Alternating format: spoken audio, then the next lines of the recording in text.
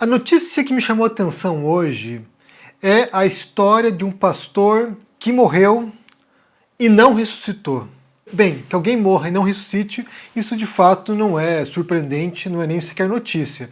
Mas a notícia é que pessoas se reuniram para poder esperar a ressurreição desse pastor. Porque ele havia prometido, ele havia escrito uma carta que ele faleceria por complicações médicas e que depois ele ressuscitaria no terceiro dia.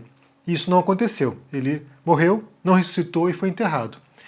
Só deixar claro aqui que isso aqui não é uma piada, não quero tirar sarro da morte do pastor, não tem graça isso aqui, mas me surpreende a reação das pessoas que de fato acreditaram que ele poderia, porventura, vir a ressuscitar. Eu vou falar sobre isso aqui hoje, falar um pouquinho sobre esse tópico, mas antes disso já curta esse vídeo, dê um bom dia aqui no comentário e também se inscreva no canal para a gente poder chegar a 700 mil inscritos até o fim desse ano. Estamos quase lá, gente, então se inscreva.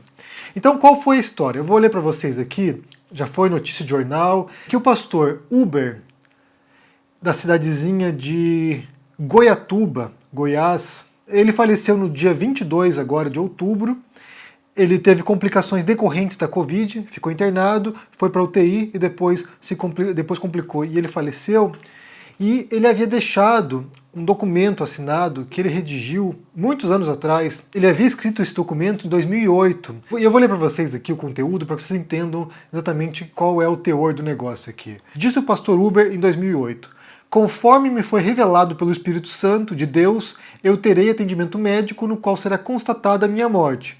Mesmo após confirmado o óbito, me revela o Espírito Santo que será expressamente proibido aos médicos ou qualquer outra pessoa tocar no meu cérebro ou no meu corpo físico, ou seja, não poderá ser tocados nos órgãos internos ou externos, não podendo, portanto, passar por autópsia, cirurgias ou qualquer tipo de medicação e muito menos a preparação do corpo pela funerária. A minha integridade física tem que ser totalmente preservada, pois eu ficarei morto por 3 dias, sendo que no terceiro dia, às 23h30, eu ressuscitarei. Meu corpo durante esses 3 dias não terá mau cheiro, nem se decomporá, pois o próprio Deus terá preparado a minha carne e meu cérebro para passar por essa experiência. Através dessa manifestação de Jesus Cristo, muitas pessoas passarão a ouvir a mensagem de Deus e crer nela. Eu não serei a luz, mas testificarei a luz, a verdadeira luz que veio ao mundo e ilumina todas as pessoas. Por esse motivo, eu declaro que quero que seja cumprido na íntegra tudo o que me foi revelado pelo Espírito Santo de Deus e tudo o que está escrita nessa declaração.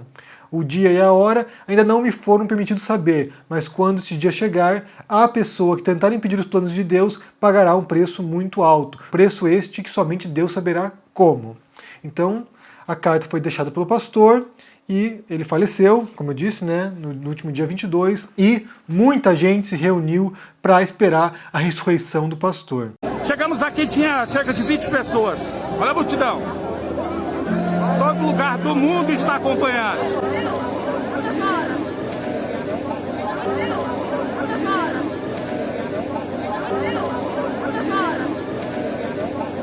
Lá está o dourado. Agora sim, lá está a urna do pastor Uber.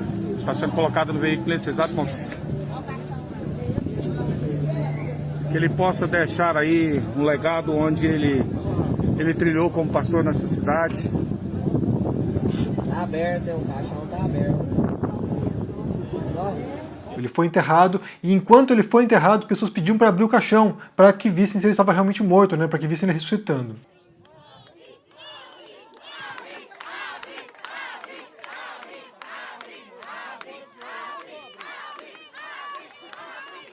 Isso não é piada, mas é assustador. É assustador pensar que em 2021 tem pessoas que realmente acreditam que alguém vai morrer e ressuscitar.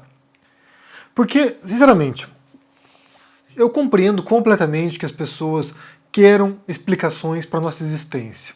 Acreditem em religiões que fornecem essas respostas. Ou seja, você vai seguir uma vertente cristã, outra religião qualquer, budista, o Islã, vai seguir uma religião, de matriz africana, qualquer outra coisa que você siga, espírita, não sei. Não importa o que você siga, o que você acredita, ou se você não acredita em nada. Mas eu entendo que as pessoas queiram respostas. Eu entendo que as pessoas queiram saber Por que a gente está aqui? Qual é o propósito dessa existência? O que havia antes de eu nascer e o que haverá depois da minha morte? É natural que a gente queira saber essas coisas, que é uma inquietação humana, inclusive, né? É algo que motivou inúmeros pensadores e religiões pelo mundo a explicar isso, a tentar, sabe, encontrar uma resposta para essas questões essenciais. Porque a ciência, em grande parte, ela explica o como das coisas. Ela explica o que acontece e como acontece.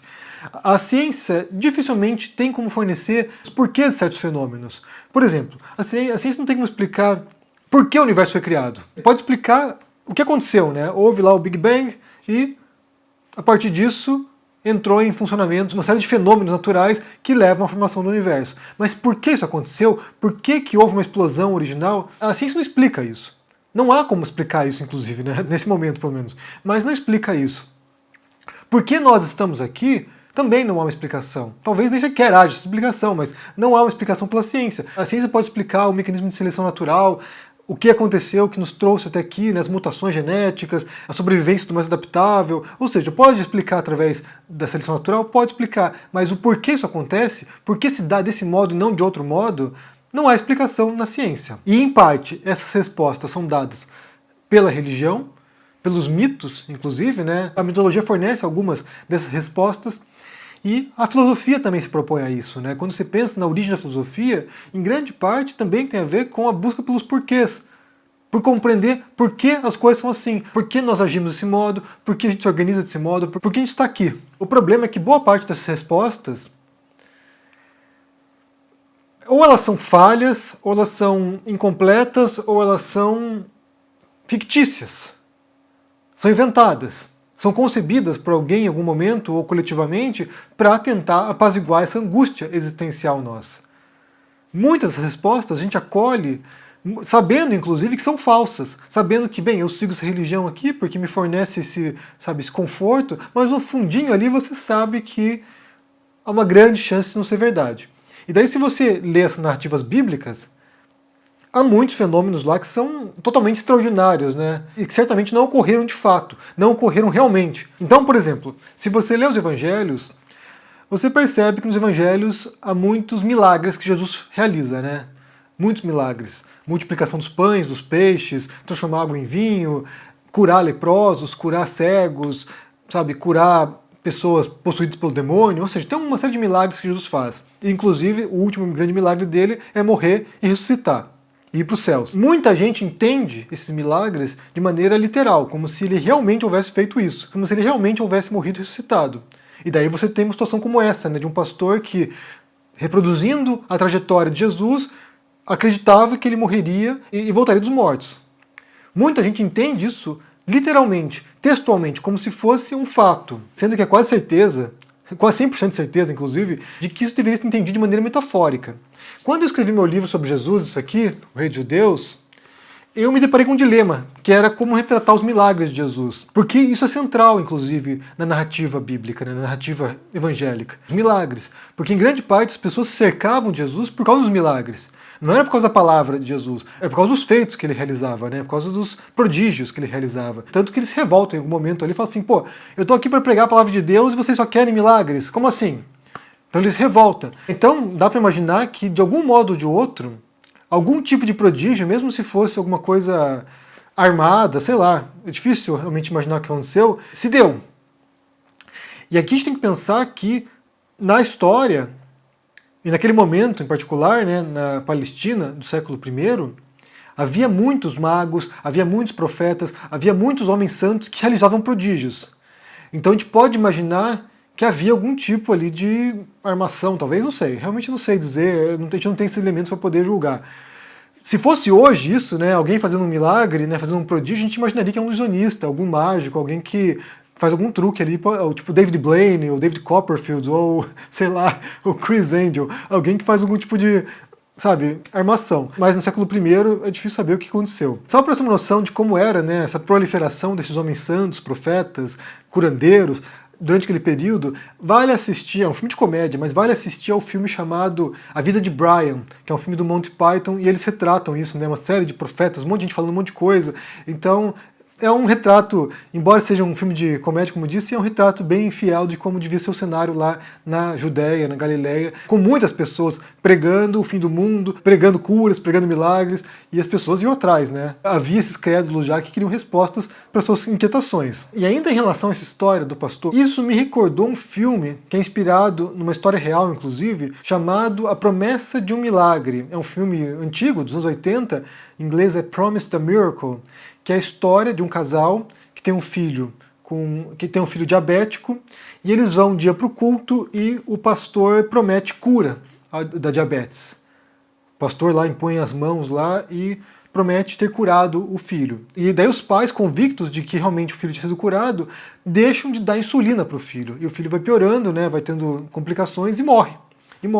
E daí os pais acreditam que, na verdade, a cura não era essa, mas é que o filho ressuscitaria depois do 3º dia. E daí vão presos, né? Dá um monte de rolo, aí vão pro tribunal, tudo. Mas é uma história verídica. E tem a ver com isso, com essa crença irrefletida, inconsequente, nesse caso dos pais, né? De que alguém pode ser curado por um pastor, pode receber um milagre, ou nesse caso aí, ressuscitar depois. Como eu disse, que me surpreende essa história do pastor aí, é ver a multidão que foi lá na funerária para assistir a ressurreição do pastor. Pessoas que realmente acreditavam, ou que foram por curiosidade, mas que realmente acreditavam que era possível isso. E sabe, vou dizer uma coisa para vocês. Eu já morei em vários países diferentes, em vários.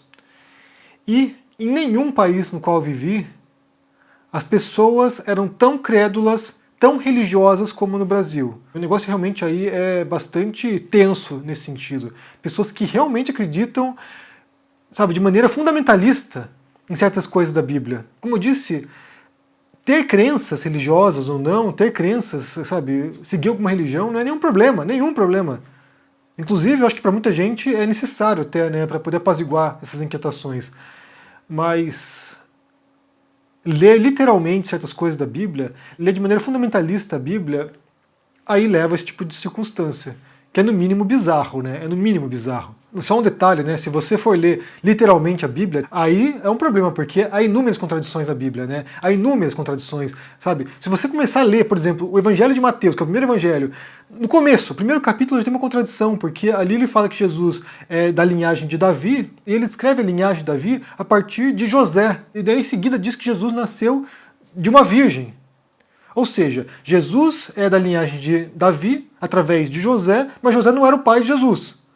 Quer dizer, no começo, no primeiro capítulo do livro de Mateus, já tem uma contradição. Então, eu não sei, né? Eu acho que fazer um pouquinho de exercício crítico não faz mal a ninguém, nunca, sabe? Então, eu acho que acreditar nas coisas, acreditar em Deus, acreditar em Jesus, acreditar na religião, tudo bem, mas é preciso, sabe, adotar uma postura também um pouquinho mais refletida e não acreditar que alguém vai ressuscitar no 3º dia, né? Não dá, aí não dá, realmente aí é demais.